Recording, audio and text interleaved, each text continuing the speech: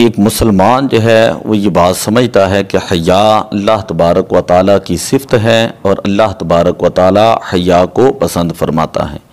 حیا کی دو قسمیں ہوتی ہیں، ایک ہوتا ہے کہ لوگوں سے حیا کرنا اور ایک ہوتا ہے اللہ تبارک و تعالیٰ سے حیا کرنا۔ جب کوئی شخص لوگوں سے حیا فرماتا ہے تو وہ بندہ لوگوں کے سامنے گناہ نہیں کرتا، اور اگر کوئی شخص اللہ تعالیٰ سے حیا کرتا ہے تو وہ شخص تنہائی کے اندر بھی اللہ کی نافرمانی اور گناہ نہیں کرتا۔ قرآن پاک کے اندر موجود ہے ان الذین یحبون ان تشیع الفاحشۃ فی الذین آمنوا لہم عذاب علیم فی الدنیا والآخرہ، کہ بے شک وہ لوگ جو ایمان والے لوگوں کے اندر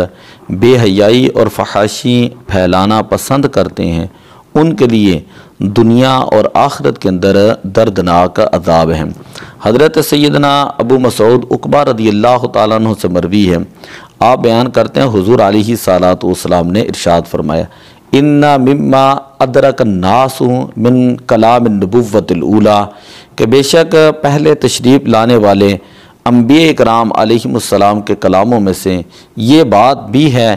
اذا لم تستحیی فاصنع ما شئت، کہ اگر تیرے پاس حیا کی دولت نہ ہو تو تجھے کوئی روکنے والا نہیں، تو جو چاہے کر۔ بخاری شریف کے اندر یہ روایت موجود ہے۔ تو حیا ایمان کا حصہ ہے، اور اسلام کا مطلب یہ ہے کہ اسلام ایک عورت کو چادر اور چار دیواری کے اندر تحفظ فراہم کرتا ہے۔ آج 14 فروری کے نام کے اوپر جو ویلنٹائن ڈے منایا جاتا ہے اور طوفان بدتمیزی برپا کیا جاتا ہے، اس کی اسلام کے اندر کوئی حقیقت نہیں ہے، بلکہ یہ کفار اور مشرکین کی طرف سے